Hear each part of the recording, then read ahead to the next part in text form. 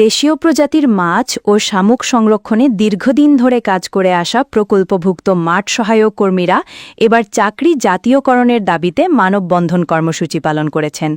প্রকল্পের মেয়াদ শেষ হওয়ার প্রাক্কালে নিজেদের কর্মসংস্থান ও দেশের মৎস্য সম্পদ রক্ষার স্বার্থে তারা সরকারের কাছে চাকরি রাজস্ব খাতে স্থানান্তরের দাবি জানিয়েছেন। গোলাম মোস্তফার প্রতিবেদনে বিস্তারিত। দেশীয় প্রজাতির মাছ এবং শামুক সংরক্ষণ ও উন্নয়ন প্রকল্প প্রথম সংশোধিত এর আওতাধীন মাঠ সহায়ক কর্মীরা চাকরি জাতীয়করণের দাবিতে মানববন্ধন কর্মসূচি পালন করেছেন। মানববন্ধনে বক্তারা বলেন, দীর্ঘদিন ধরে তারা দেশের জলজ জীববৈচিত্র্য সংরক্ষণ, দেশীয় মাছের প্রজনন বৃদ্ধি এবং শামুক ঝিনুক সংরক্ষণে মাঠ পর্যায়ে গুরুত্বপূর্ণ ভূমিকা পালন করে আসছেন। কিন্তু আগামী ৩০ জুন ২০২৬ প্রকল্পের মেয়াদ শেষ হলে শত শত কর্মী চাকরি হারানোর আশঙ্কায় রয়েছেন। আমরা দীর্ঘদিন ধরে দেশের মৎস্য সম্পদ রক্ষায় কাজ করছি, তাই আমাদের চাকরি রাজস্ব খাতে স্থানান্তর করে স্থায়ী নিয়োগ নিশ্চিত করার জন্য সরকারের কাছে জোর দাবি জানাচ্ছি।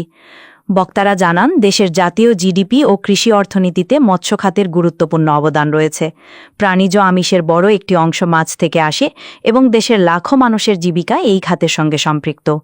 তাদের দাবি, ২৬০টিরও বেশি দেশীয় প্রজাতির মাছ সংরক্ষণে প্রকল্পভুক্ত কর্মীরা নিরলসভাবে কাজ করে যাচ্ছেন। পাশাপাশি জলাশয়ে পরিবেশগত ভারসাম্য রক্ষায় শামুক ও ঝিনুক সংরক্ষণেও তারা ভূমিকা রাখছেন। বক্তারা আরও বলেন, খাল খনন ও পুনরুদ্ধার কার্যক্রমের সঙ্গে মাছের অভয়াশ্রম এবং জলজ সম্পদ সংরক্ষণ কার্যক্রম যুক্ত করা হলে দেশের মৎস্য উৎপাদন উল্লেখযোগ্য হারে বৃদ্ধি পাবে এবং জাতীয় অর্থনীতিতে নতুন সম্ভাবনা সৃষ্টি হবে। অবিলম্বে চাকরি রাজস্ব খাতে স্থানান্তর করতে হবে।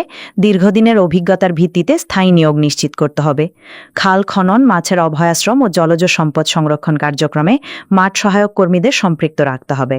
তাদের অভিজ্ঞতা ও দক্ষতাকে জাতীয় সম্পদ হিসেবে মূল্যায়ন করতে হবে। মানববন্ধন থেকে কর্মীরা আশা প্রকাশ করেন, দেশের মৎস্য সম্পদ সংরক্ষণ এবং দক্ষ জনবল ধরে রাখার স্বার্থে সরকার তাদের দাবি ইতিবাচকভাবে বিবেচনা করবে। তারা কি করবে? তারা কোথায় যাবে? তারা কি কেউ মূর্খ? এইখানে যাদেরকে দেখতে পাচ্ছেন, প্রত্যেকটা মানুষ গ্রাজুয়েশন কমপ্লিট করা, প্রত্যেকটা মানুষ দায়িত্ববোধের জায়গা থেকে অ্যাক্টিভ।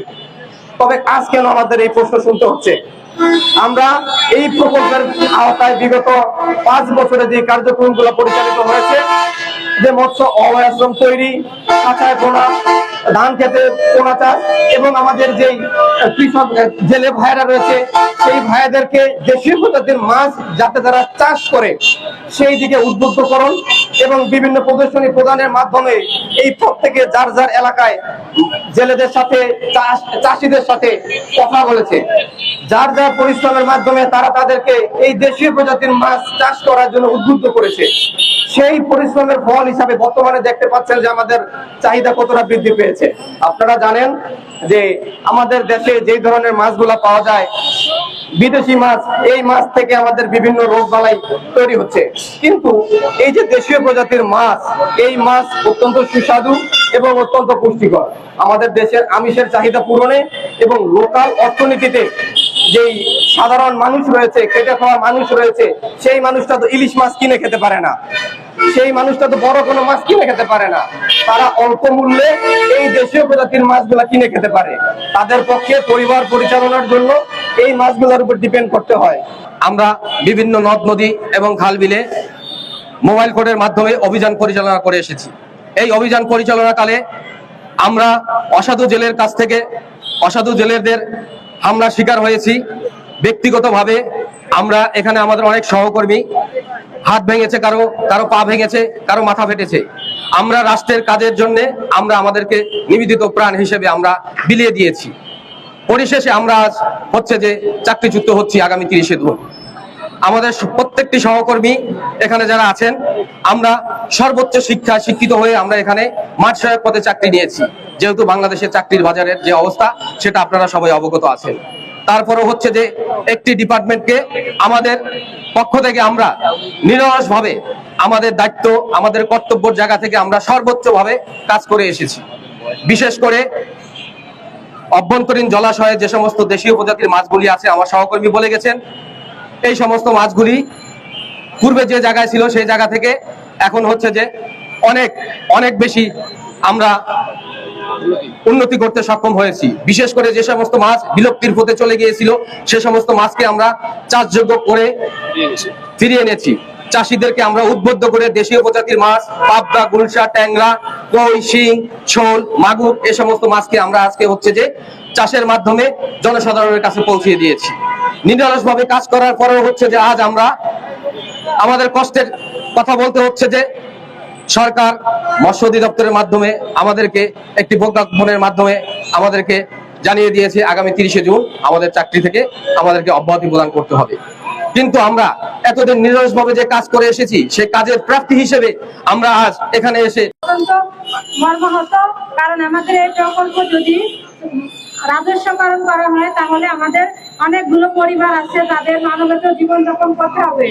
তাই আমরা মাননীয় প্রধানমন্ত্রীর কাছে একান্ত অনুরোধ, তিনি যেন আমাদের এতগুলো পরিবারের কথা বিবেচনা করে এবং দেশীয় প্রজাতির মাছের সার্বিক বৃদ্ধির জন্য অন্তত আমাদের এই প্রকল্পটা স্থায়ীকরণ করবেন এবং আমাদের চাকরিটা স্থায়ীকরণ করে নেবেন। মাননীয় প্রধানমন্ত্রীর কাছে আমাদের একান্ত অনুরোধ।